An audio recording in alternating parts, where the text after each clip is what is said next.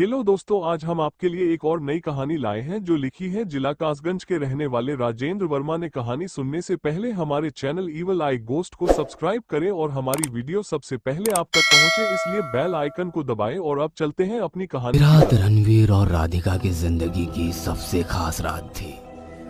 राधिका घूंघट ओढ़े सेज पर बैठी हुई थी। कमरे में चारों तरफ दिए की रोशनी और फूलों की खुशबू फैली हुई थी। रणवीर उसके करीब गया और धीरे से उसका घूंघट उठाया। राधिका ने नजरें नीचे कर रखी थी। यह देख रणवीर ने उसका चेहरा अपने हाथों में थामा और राधिका ने अपनी नजरें उससे मिलाई। उसकी खूबसूरत मुस्कान देखकर रणवीर के दिल पर मानो 1000 छुरियां एक साथ चल गई थी। वह मुस्कुराया और अपना चेहरा धीरे से उसके करीब ले गया। राधिका ने अपनी आंखें बंद की और दोनों के होठ एक दूसरे को छू गए। उसके बाद रणवीर ने उसके गले पर प्यार से अपना हाथ रखा और उसको लिटा दिया। फिर धीरे से उसके करीब लेटकर उसको प्यार करने लगा और इसी तरह उनका खूबसूरत लम्हा शुरू हुआ। उसी रात तकरीबन 3 बजे गौरव अपने कमरे में झुंझुलाया सा बैठा हुआ था।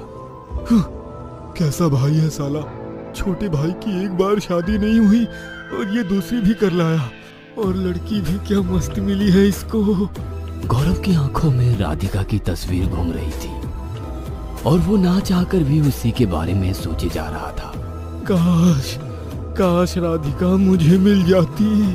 वो अभी इसी सोच में डूबा हुआ था कि किसी ने दरवाजे पर नॉक किया। इस समय कौन मरने आ गया यार। कहते हुए उसने घड़ी की तरफ देखा और फिर उठकर दरवाजा खोला। सामने राधिका अपने वही दुल्हन वाले जोड़े में उसके सामने खड़ी थी, लेकिन उसका दुपट्टा इस टाइम उसके सर पर नहीं था। तुम यहाँ? गौरव ने इतना ही कहा था कि राधिका ने उसके होठों पर अपना हाथ रख दिया और फिर अंदर आकर दरवाजा बंद कर दिया। आप यहाँ क्या कर रही हो? सुनकर राधिका मुस्कुराई और बोली, मैंने सब सुन लिया है कि तुम क्या कह रहे थे। काश राधिका मुझे मिल जाती। हाँ, सुनकर गौरव डर सा गया और बोला, वो तो मैं बस। इतना सुनते ही राधिका ने उसके सीने पर हाथ रखकर उसको बेड पर धक्का दे दिया। तुमको डरने की और ज्यादा शरीफ बनने की कोई जरूरत नहीं है। मैंने नोटिस किया था कि गृह प्रवेश के टाइम तुम मुझे किस निगाह से देख रहे थे। सुनकर गौरव मुस्कुराया और उसके करीब जाकर बोला, लेकिन रणवीर इस टाइम क्या कर रहा है? उसने तुमको यहाँ आते हुए देखा तो नहीं? नहीं, वो सो चुका। इतना कहकर राधिका भी बेड पर उसके पास बैठ गई। गौरव ने राधिका की पतली कमर में हाथ डाला और उसको प्यार करने लगा।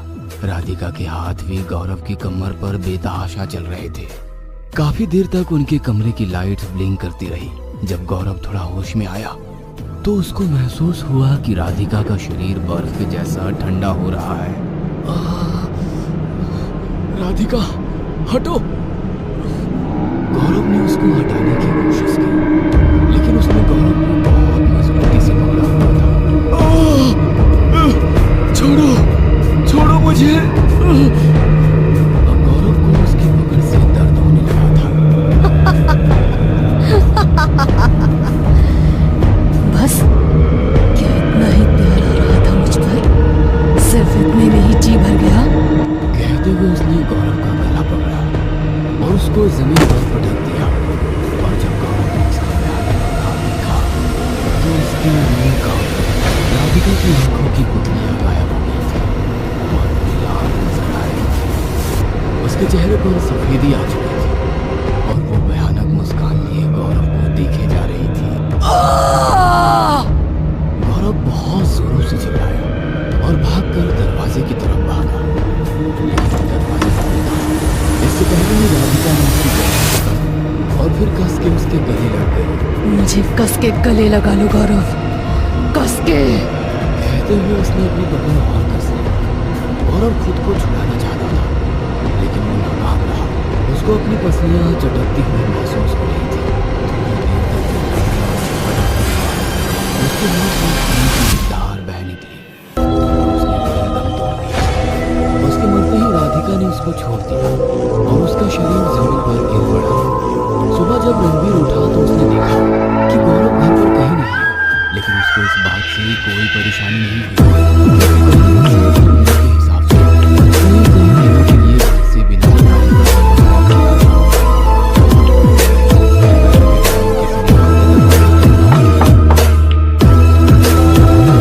रणवीर ने जाकर दरवाजा खोला तो सामने गांव के सरपंच का बेटा प्रताप खड़ा हुआ था। अरे प्रताप भैया, आइए आइए, कहते हुए रणवीर ने उसको अंदर बुलाया और फिर दोनों हॉल में बैठकर बातें उसके चेहरे पर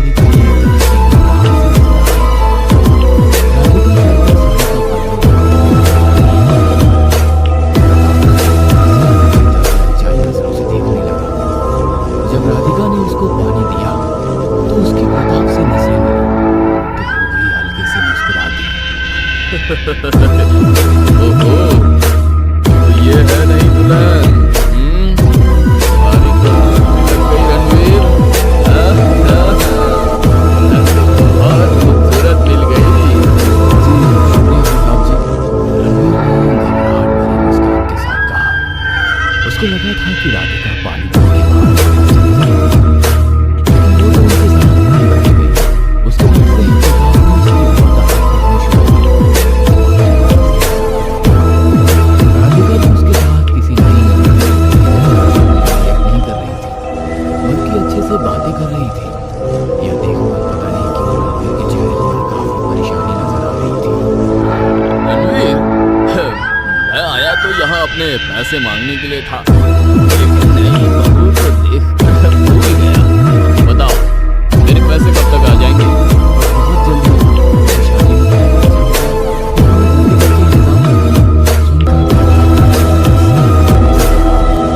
उम्मीद है तुम जल्दी इंतजाम कर दो, जैसे कि पिछली बार किया था।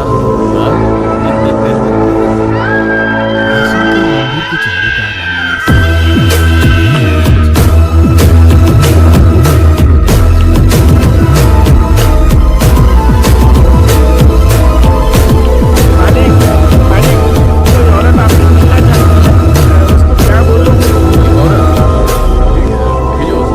उसका नौकर सुनकर बाहर चला गया और प्रताप टकटकी लगाकर दरवाजे की तरफ देखने लगा। ये पतली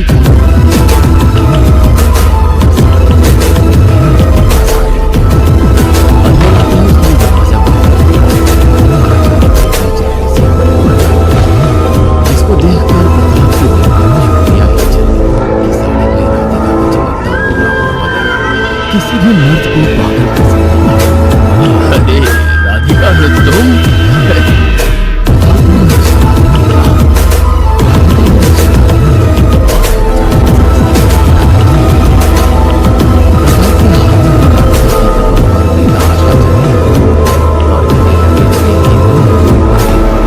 अब राधिका और प्रताप के चेहरे के बीच थोड़ा सा ही फासला था। अपनी आंखें बंद कीजिए। राधिका ने कहा और प्रताप ने मुस्कुराकर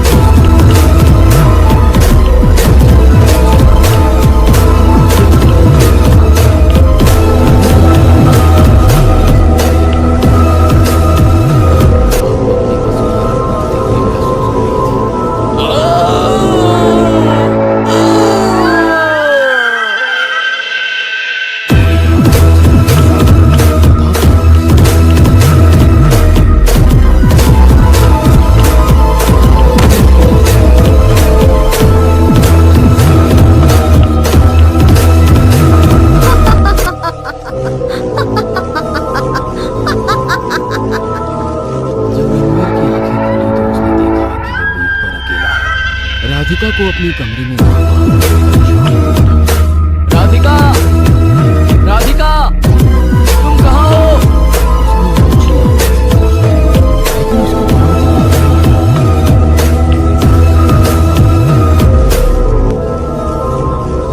और फिर से राधिका को आवाज लगाई, लेकिन इस टाइम घर में कोई नौकर भी नहीं था, इसलिए उसे कोई जवाब नहीं मिला।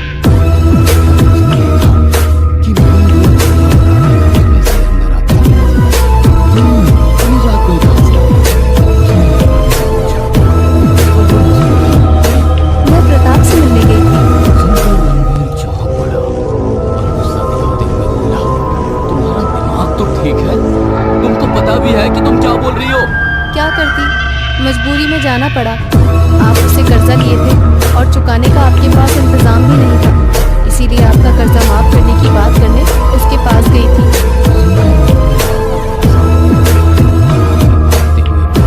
किसने कहा था तुम्हें कि तुम जाकर मेरा कर्जा माफ करवाओ? और उसके चेहरे में रणवीर को सुहागने का चेहरा नजर आया। जिस तरह पिछली बार अपना कर्जा माफ करवाया था, उसी तरह इस बार करने में क्या प्रॉब्लम है? तुम तो मर चुकी थी, तुम वापस कैसे आ सकती हो?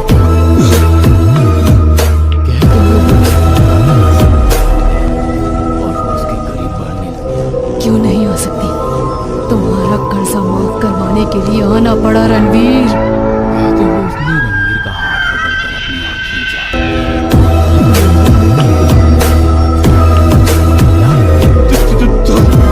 तुम वापस नहीं आ सकती, नहीं आ सकती।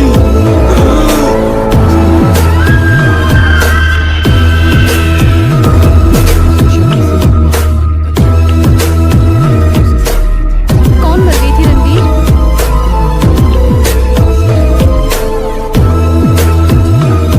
मैंने पूछा कौन थी वो?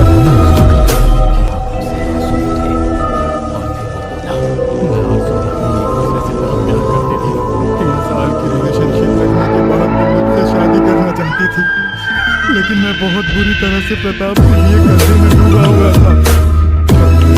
गौरव ने भी प्रताप से कर्जा ले रखा था, इसलिए मैं शादी के लिए अभी तैयार नहीं था। बहुत ही ज्यादा हुआ तो प्रताप हमारे घर आया और धमकाते हुए बोला कि अगर 1 महीने के अंदर उसके पैसे उसको नहीं दिए गए तो वो हमारे घर को छीन कर अपने हिस्से में लगा लेगा और अपना कर्जा वसूल कर लेगा।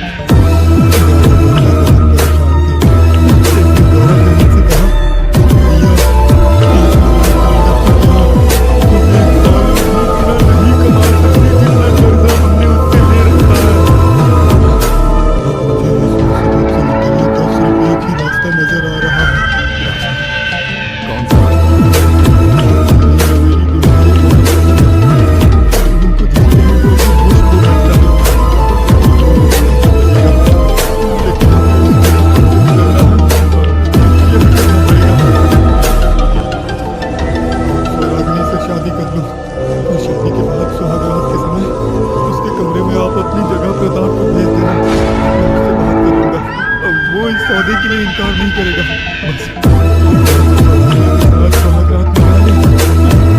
मांगेंगे वो हमें दे देगा।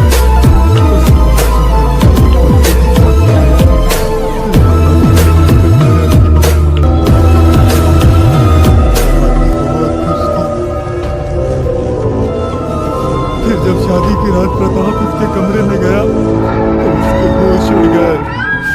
मैंने कमरे का दरवाजा बाहर से बंद कर दिया।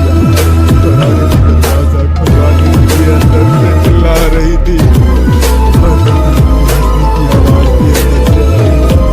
मैं बेबस था, मैंने दरवाजा नहीं खोला और दूसरे कमरे में जाकर अपने कान बंद करके सोने की कोशिश करने लगा।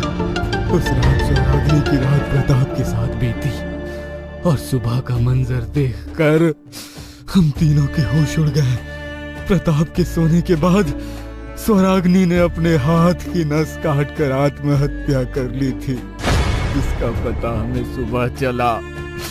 हमें कुछ समझ नहीं आया और फिर हमने देर रात सबकी नजरों से बचाकर उसकी लाश को जला डाला। इतना कहकर रणवीर चुप हो गया। और राधिका के चेहरे पर गुस्से और हैरानी की भाव एक साथ नजर आने लगे। तुम जैसे घटिया इंसान को शादी करने का कोई हक नहीं। शादी साथ निभाने के लिए की जाती है, पत्नी के जरिए अपनी अय्याशी पर लिए गए कर्जे को माफ कराने के लिए नहीं। तभी उन दोनों ने देखा कि सामने स्वराग्नि की आत्मा आकर खड़ी हो गई है और रणवीर को गुस्से से घूर रही है। स्वरागिनी, गौरव और प्रताप को तो तुम मार ही चुकी हो, लेकिन इसके किए की सजा इसको कानून देगा।